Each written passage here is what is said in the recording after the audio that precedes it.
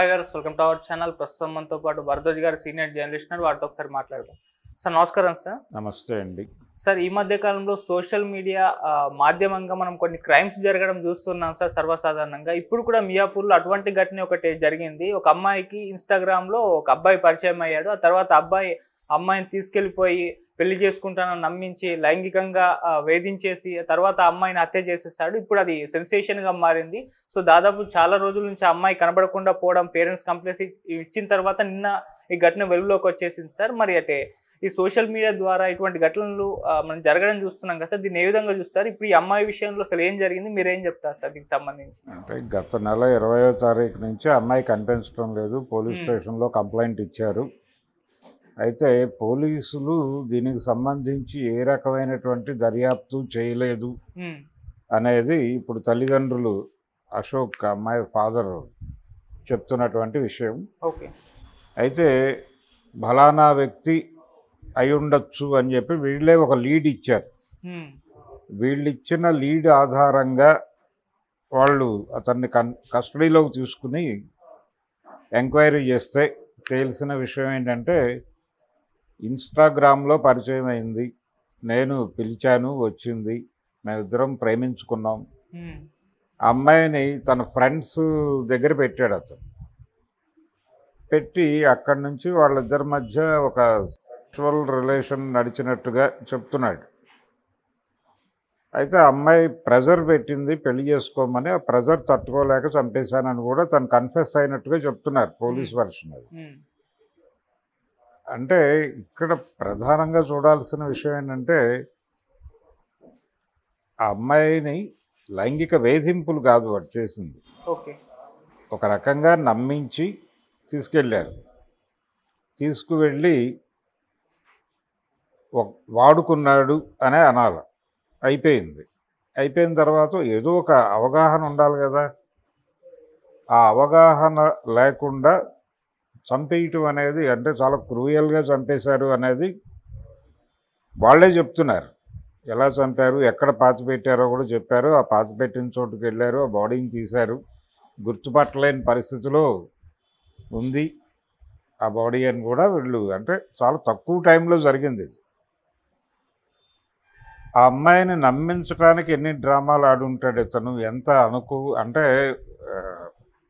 ఇద్దరి మధ్య ఒక రిలేషన్ ఏర్పడింది, అంటే ఒక నమ్మకం ఏర్పడింది, అంటే ఇంటి నుంచి వెళ్ళిపోయి అతనితో ఉండే పరిస్థితి, ఆ ఆలోచనకి డ్రైవ్ అయిందంటే అతను ఎంత నమ్మించి ఉండాలి అనేది కనుక ఆలోచిస్తే డెఫినెట్గా ఇది చాలా దుర్మార్గమైనటువంటి క్రైమే. ఇతన్ని అంటే మనస్తత్వాలు ఎలా తయారైపోతున్నాయంటే, అవతల వాళ్ళకి గౌరవం ఇవ్వాలి అనేటువంటిది లేదు వీళ్ళకి. అంటే వాడుకొని వదిలేయి అనే పద్ధతి. అలాగని పెళ్ళి చేసుకోవాలి అనేది కాదు. నీ అభిప్రాయం స్పష్టంగా అవతల వాళ్ళకి చెప్పాలి. చెప్పగలిగే పరిస్థితి ఉండదు. వీళ్ళు మోసం చేయటమే. అంటే అవతల వాళ్ళు దేన్నైతే బలంగా నమ్ముతున్నారో ఆ నమ్మకాన్ని తాము నమ్ముతున్నట్టుగా చెప్పి తనకున్న ఇతర ఇబ్బందులు ఎక్స్ప్లెయిన్ చేయకుండా వాళ్ళని ముందు కంట్రోల్లోకి తీసేసుకుని తనకు కావాల్సిన పని నడిపిస్తూ వాళ్ళకు కావాల్సింది ఇవ్వకుండా వాళ్ళు పదే పదే అడగటాన్ని వేధించటంగా భావించి, హెరాస్మెంట్గా భావించి దాడి చేసి చంపేయటం, ఇది చాలా దారుణమైన విషయం. జనరల్గా చాలా సందర్భాల్లో ఇప్పుడు అప్పు తీసుకుంటారు. తీసుకున్న తర్వాత అది రీపేమెంట్కి వచ్చేసరికి హెరాస్మెంట్ కింద భావిస్తారు. అవతలోడు అడిగినప్పుడు హెరాస్మెంట్గా భావించి వాడి మీద దాడి చేసే ప్రయత్నాలు కూడా జరగవచ్చు. అలాంటిదే ఇది దాదాపుగా. అంటే ఆ అమ్మాయి నమ్మకాలకి తన నమ్మకాలకి తేడా ఉన్నప్పుడు అది ఎక్స్ప్లెయిన్ చేసేటువంటి పరిస్థితి ఉండదు వీళ్ళకి. రెండోది, అతనికి ఈ అమ్మాయి పెళ్లి చేసుకోమనటము, అతనికి ఇంటికి సంబంధించిన సమస్యలు కూడా ఏదైనా ఉండొచ్చు. అంటే తను ఇంట్లో చెప్పుకోలేని పరిస్థితి, లేకపోతే చెప్తే ఒప్పుకోరను, లేదు చెప్పి ఒప్పుకోని కండిషన్ ఉండటం ఏదో ఉండొచ్చు. ఉన్నప్పుడు ఇది నిజంగా ప్రేమ నిజమైతే ఈ ప్రేమించటం అనేది నిజమైతే అవన్నీ వదిలేసి అసలు ఈఎంఐ కోసం ఉండాలి కదా. ప్రేమ అంటే ఏంటి? అవతల వాళ్ళని చంపేయటం కాదు కదా, ప్రొటెక్ట్ చేయటం కదా. ప్రేమ అంటే ఒక రకమైనటువంటి గౌరవంతో కూడిన భావన. అంటే అవతల వాళ్ళని వాళ్ళకి స్పేస్ ఇచ్చి గౌరవించటం అది లేదు. అది లేకుండా వన్ సైడెడ్గా వ్యవహరించటం, అవతల వాళ్ళకి కనీసం వాళ్ళని అర్థం చేసుకునే ప్రయత్నం కూడా చేయకపోవటం, ఇది ఈ మధ్య కాలంలో సోషల్ మీడియా, ఇప్పుడు సోషల్ మీడియా కాంట్రాక్ట్స్ వస్తున్నాయి కానీ కాదు, ఇది మొదటి నుంచి ఉంది కల్చర్. ప్రేమలేఖలు ఇచ్చి రాసి ఆ ప్రేమలేఖల ద్వారా అట్రాక్ట్ చేసి అంటే ఒక రకమైనటువంటి వశీకరణ లాంటిదే అది. తమ కంట్రోల్లో తీసుకుని వాడేసుకుని వదిలేయటం, తర్వాత రకరకాలుగా వేధించటం, ఆర్థికంగా అంటే డబ్బుల కోసం బ్లాక్మెయిల్ చేయటం లాంటి కథలు కూడా ఇవేవి సోషల్ మీడియా లేని రోజుల్లో కూడా విన్నాం. వేధించటం, ఏవో ఫొటోస్ ఉన్నాయి ఇవి నా దగ్గర అని చెప్పి బెదిరించటం, చివరికి వాళ్ళు చచ్చిపోయే పరిస్థితి క్రియేట్ చేయటం, ఒకవేళ వినని పరిస్థితుల్లో తను కార్నర్ అయిపోతాననుకుంటే చంపేయటం. ఇలాంటి కేసులు ఇదేదో ఇన్స్టాగ్రామ్ వచ్చిన తర్వాత వచ్చినవి మాత్రమే కాదు, ఏదో పద్ధతిలో ఇవి నడుస్తున్నాయి. అంటే ఎవరో ఒకళ్ళని అలా లోబరుచుకోవడం. అందుకని ఈ కేసులు చూసినప్పుడు ఏమవుతుందంటే సమాజం ఒక్కసారి తల్లిదండ్రులు ఉలిక్కి పడతారు. ఇలాంటి ప్రమాదం ఏదైనా జరుగుతుందా మనకు కూడా అని చెప్పి అక్కడ నుంచి కంట్రోలింగ్ మొదలవుతుంది. కంట్రోలింగ్ మొదలై వీళ్ళు ఏం చేస్తున్నారు, వీళ్ళ ఫోన్లో యాక్టివిటీ ఏమిటి, సోషల్ మీడియాలో వీళ్ళు ఏ ప్లాట్ఫామ్స్లో ఉన్నారు, ఏ ప్లాట్ఫామ్స్లో ఎవరెవరితో వీళ్ళు ఏ రకమైనటువంటి డిస్కషన్స్లో ఉన్నారు అనేది చెక్ చేయడానికి ఏమన్నా అవకాశం ఉందా అని వెతుక్కుంటూ బయలుదేరతారు. ఆ పరిస్థితికి తల్లిదండ్రులను గెంటేస్తున్నటువంటి సందర్భం అది. వ్యక్తిగతంగా తమ ప్రైవసీలోకి తల్లిదండ్రులు వచ్చేసి వేధింపులకు గురి చేయటం కూడా సఫకేషనే. అలా పిల్లల్ని, పర్టికులర్గా ఆడపిల్లల్ని ఒక కార్నర్ చేసి వేధించటం అనేది జరుగుతోంది. అందులో భాగమే ఈ కేసు కూడా. ఒకవైపు బయట సమాజం అలా ఉంది, లోపల సమాజం అంతకంటే గందరగోళంగా ఉంది తప్ప అంటే గౌరవంతో కూడినటువంటి ఒక స్వేచ్ఛాయుత వాతావరణం ఆడపిల్లలకి కల్పించేటువంటి పరిస్థితి అయితే లేదు సమాజంలో. ఓకే, ఆ లేకపోవడం. రెండోది, ఒక వ్యతిరేక భావంతో చూస్తున్నారు ఆడపిల్లలు, మగపిల్లలు. చాలా సీరియస్గా ఇది సమాజంలో నడుస్తున్నటువంటి వ్యవహారం. అంటే వీళ్ళు హెరాస్మెంట్గా భావించారని చెప్పడం అనేది చాలా దుర్మార్గం కదా. ఆ అమ్మాయి నాకు భద్రత కల్పించాలి అని అడిగింది, దాన్ని హెరాస్ చేయటం కింద భావిస్తే ఏమనుకోవాలి? నువ్వు ముందే ప్లాన్ చేసుకోవాలి, ముందే చెప్పాలి, ఇది నా ఇష్యూ, ఇది నా సమస్య అని చెప్పలేదు. చెప్పకుండా తీసుకొచ్చి తన స్నేహితుల దగ్గర పెట్టి నేను చెప్పినట్టు నువ్వు వినాలి, నా కంట్రోల్లో నువ్వు ఉండాలి అంటే అది ఎక్కడి దాకా వెళ్తుంది? అది బానిసత్వమే కదా ఒక రకంగా. అది అనుకుని వచ్చి ఉండదు కదా.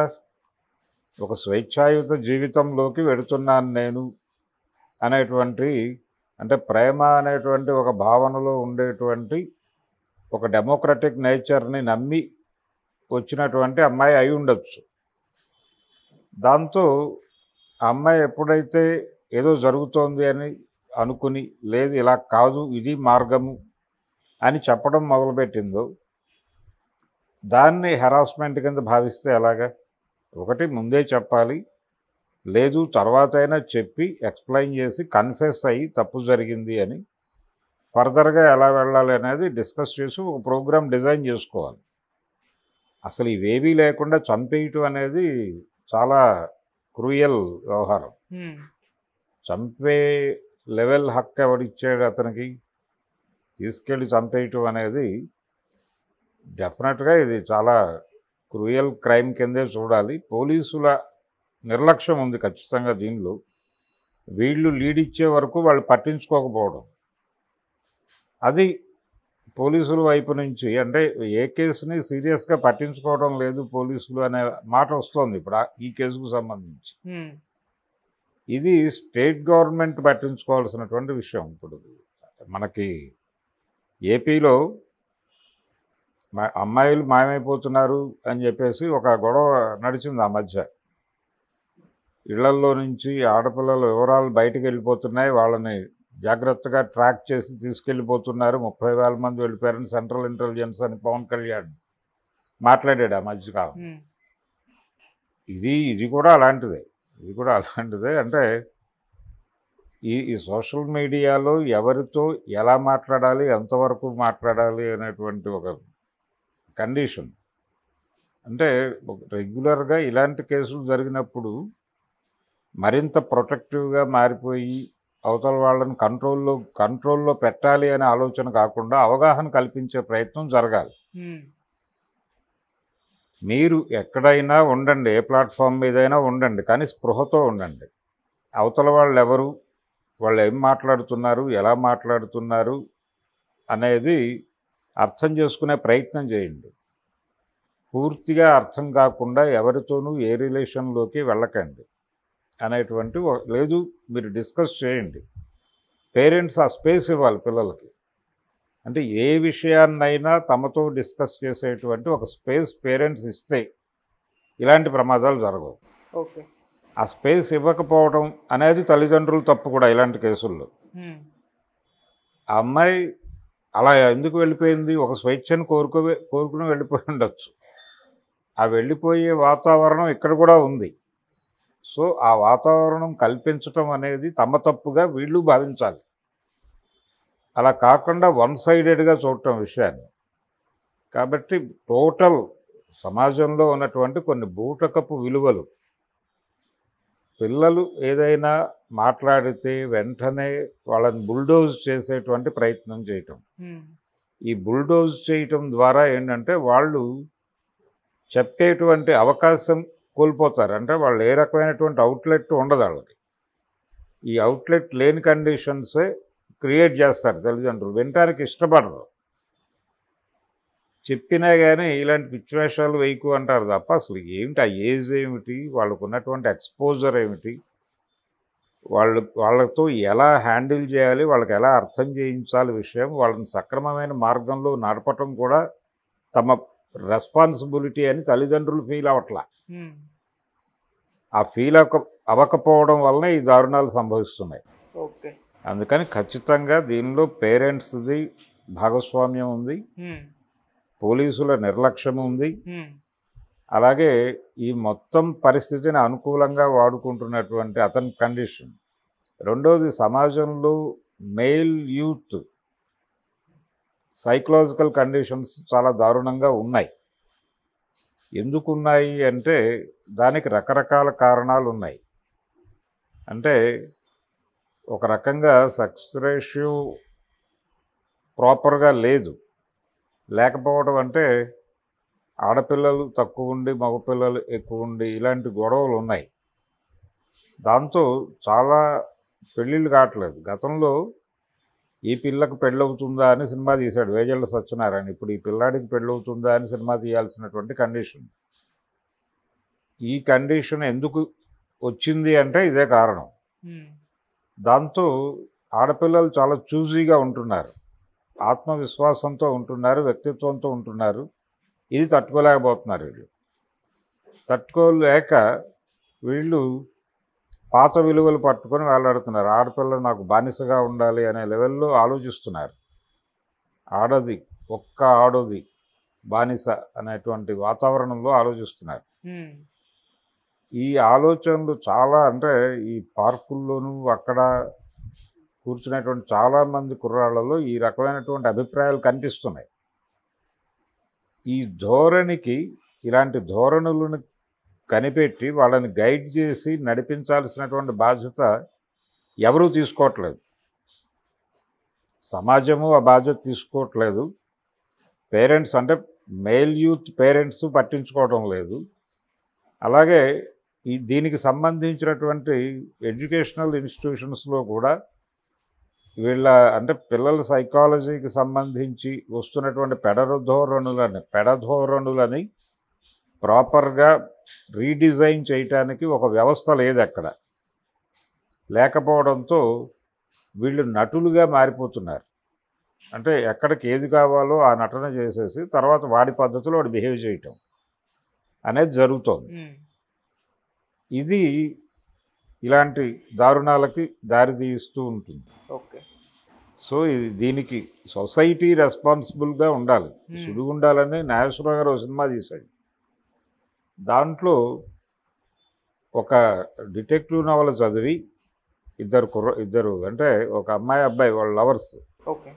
ఇద్దరు డిటెక్టివ్ నవల్స్ చదివి ఒక క్రైమ్ అంటే ఒక పిల్లాడిని కిడ్నాప్ చేసి చంపేయటం అనే ఒక క్రైమ్ మనం చేయలేమా, అది అంత కష్టమా అని వాళ్ళల్లో వాళ్ళే అనుకుని ఒక చిన్న పిల్లాడిని కిడ్నాప్ చేసి ఒక స్కూల్ గోయింగ్ బాయ్ని కిడ్నాప్ చేసి చంపేస్తారు.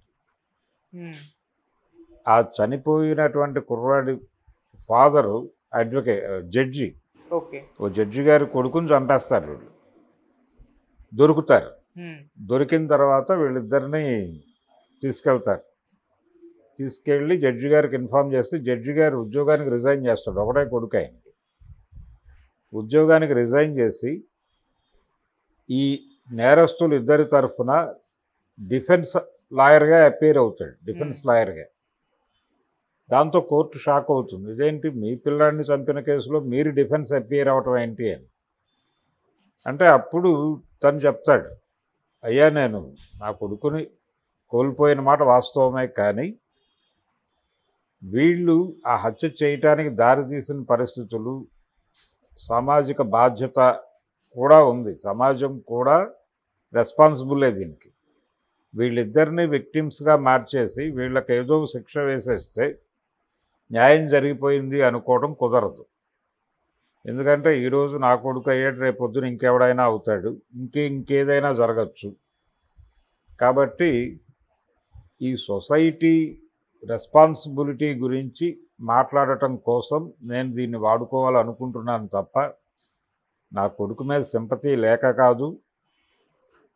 నేను దీన్ని గ్రెడ్జ్గా చూడటం లేదు, వ్యక్తిగత కక్షగా చూడటం లేదు. నా కొడుకుని సమాజం చంపేసింది అనుకుంటున్నా. ఈ రకమైనటువంటి విలువలు నడిచిపోతుండగా మనం ఎవరం పట్టించుకోవాలి. ఓకే.